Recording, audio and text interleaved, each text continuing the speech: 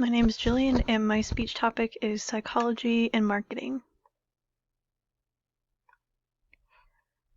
So when most people think about marketing, they probably picture a pushy salesman at a car dealership using pressure tactics to get them to buy. These tactics may be effective in some cases, but being this direct and blunt is not always the best route to take. When a customer enters into a sales situation expecting to be lectured at or pressured, they probably won't be listening to much of what the salesperson has to say. This is where more indirect marketing tactics come into play, essentially allowing a person's own conscious or otherwise decision-making or impulsive thoughts to do the selling for you as a marketer. The American Marketing Association defines marketing as the activity, set of institutions, and processes for creating, communicating, delivering, and exchanging offerings that have value for customers, clients, partners, and society at large. The overall goal with marketing is always the same, which is to satisfy the customer. And this is done through psychological tactics, oftentimes such as impulsive product placement, effective visuals, and emotional appeal. So impulses, flashy visuals, and emotions are all things which result in succumbing to companies' marketing efforts, whether or not we necessarily realize it. Impulsive product placement is one of the oldest tricks in the book, from commonly purchased grocery items being placed near the back of the store to trial-sized products displayed in the checkout line at stores like Sephora. Block placement is one of the methods for placing complementary products close to each other, and this makes consumers more likely to purchase the other product as well. This is only one of the number of placement strategies designed to entice consumers subconsciously. Another would be placing more commonly purchased items in the middle of shelves, like the middle eye level, with less commonly purchased items being placed closer to the bottom. And then factors such as lighting and music also will play a part in how much time consumers will spend in a store, as well as the amount of money they spend. This extra time only further pushes the store's advertising and strategic placement toward consumers and into their conscience without them even thinking about it. And the same can go for visuals, which subtly influence consumers, especially in terms of well-known or easily recognizable logos containing attractive colors. As images are processed much more quickly than words, and making an impactful visual is that much more vital. Show, don't just tell the message, since consumers are already overwhelmed with the plethora of advertisements targeting them with a jumble of words, and companies can break that monotony with unique and powerful visuals. Colors have a significant impact on mood and emotion, with colors conveying specific moods to each consumer.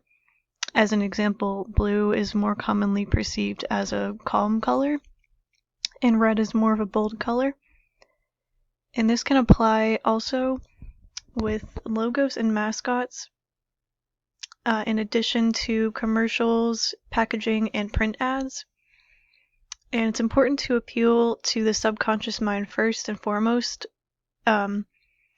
with logic coming in later on. Emotions are another huge factor in the decision-making process for many consumers, making emotionally charged advertising that much more effective. Think ASPCA commercials or commercials containing nostalgic imagery or music as an example. We make decisions based on two main things: what will satisfy our needs and also what aligns with our morals and ideals.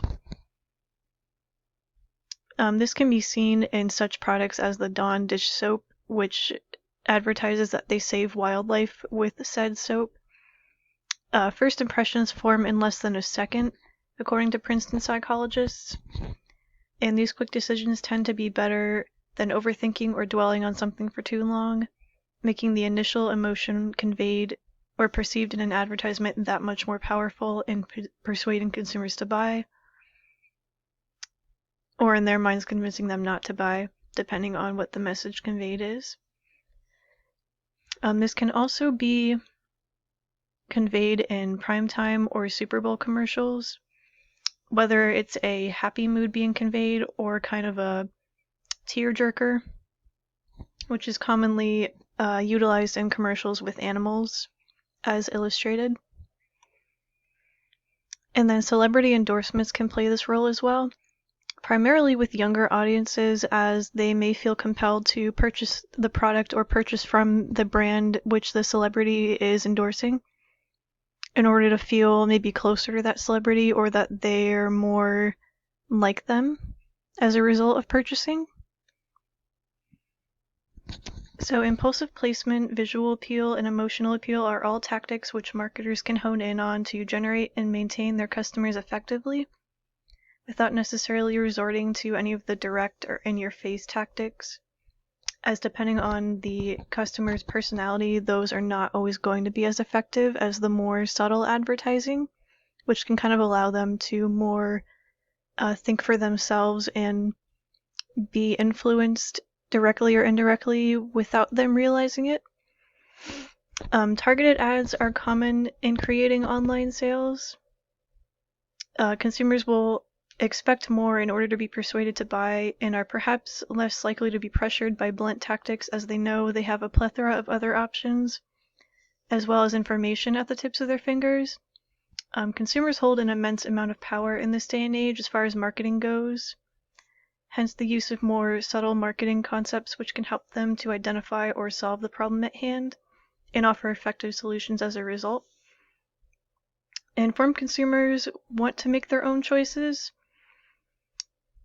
with all the information they have readily available. Consumers like to feel empowered in this way, and they are also constantly being influenced, whether consciously or otherwise, which allows the subtle forms of marketing to really work their way into consumers' minds, maybe without necessarily creating the initial hesitation that can arise when entering into a sales situation, as people don't often want to be advertised at or necessarily even bothered in stores, i.e., can I help you find anything? And consumers will typically reply, oh, I'm just looking. And these are my references.